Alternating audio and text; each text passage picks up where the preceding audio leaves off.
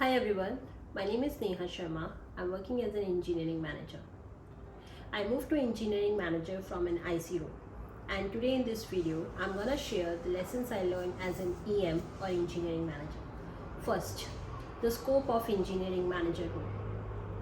When I moved from IC to engineering manager, I was coming from a focused role and responsibility.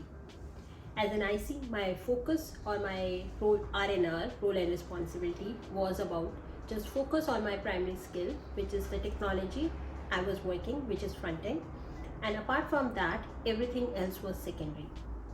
But the moment I became an engineering manager, I got to know the roles and responsibility of EM is very, very vast. EM has four areas: project management, product, technology, and team management. And in all those four areas, VEM needs to give our 100%. And at that moment, my first lesson was that as an IC, where I was just focusing on one skill, EM, there are four areas, and all the four areas require my 100%. Second, time management. As I told you, that EM roles it requires 100% in all the four areas. That brings me to my second lesson of doing the time management.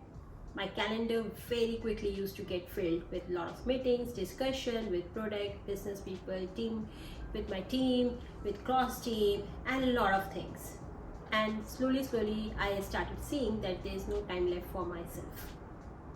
But as an IC, I used to have a lot of time with me. The reason is I used to be involved in sprint planning, refinement, retro, stand up, and apart from that, I used to just work on my stuff.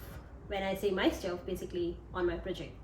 But as an EM, time management became very challenging.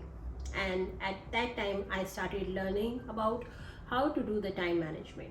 The few things I started doing is not accepting any meeting without agenda, analyzing every meeting. Do I require in that meeting or not? Can that meeting be avoided, and can that discussion be done over Slack or async? And the most important and the most useful for me, having no meeting Friday. So basically on Friday we don't used to do any meeting. Third, the third lesson I learned, which is related to time management, was delegating the work. As an IC, I was very focused that I will do everything by myself. But the moment I became EM, I realized that it's very hard for me to be available everywhere, every time. There were moments when my meetings were conflicting. There were times when I became a bottleneck and my team requires something, and so many such incidents were happening. And then at that moment, my mentor told me that you need to start delegating few work. You need to identify that which are the places where one of your teammates can step in and can fill for you, so that you are no longer a bottleneck.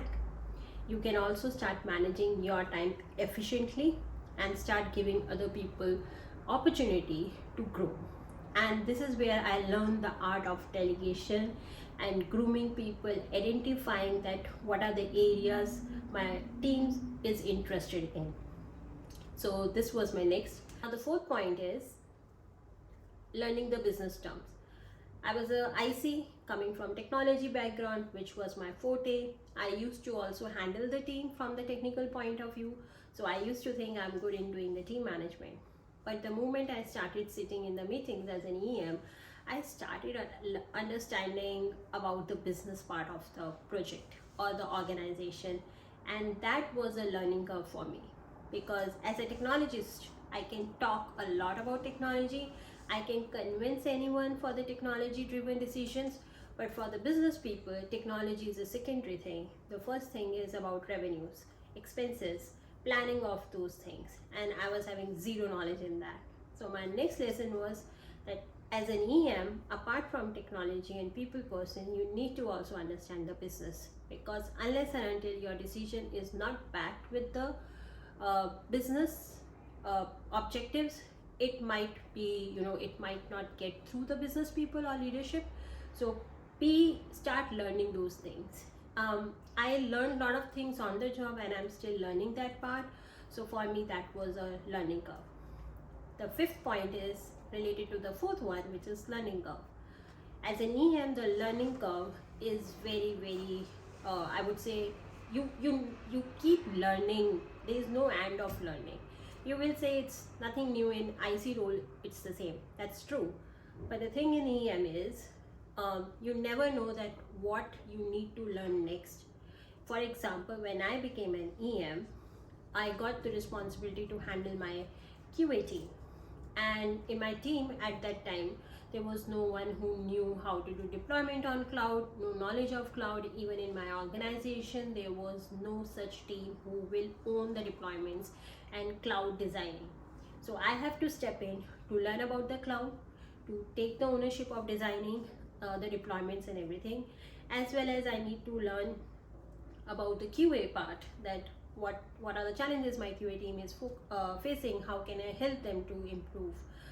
So many things were coming on my way. Similarly, once I got an opportunity to handle a Java team, being a front-end person, having no knowledge of Java become another learning curve for me. So as a EM, you have to be very open that you will get into such situation. I don't call these situations, they are the opportunities. As an EM, you will get the opportunities to manage new technologies, new teams, and you need to learn them on the go and help your team also. The way I look is, and my learning was, as an EM, you are not just focusing on one thing. Now, from technology point of view, your focus is 360 around the product. You need to know how a product is starting and at the end how it's going live, how the monitoring is happening, everything. So start to end, everything as an EM you should be aware of. So these were my top 5 learning which I learned as an EM moving from an IC to EM. I hope this video was helpful for you. If you like this video, please press like button. If you have any comment, question, anything, please drop in the comment section. Thank you.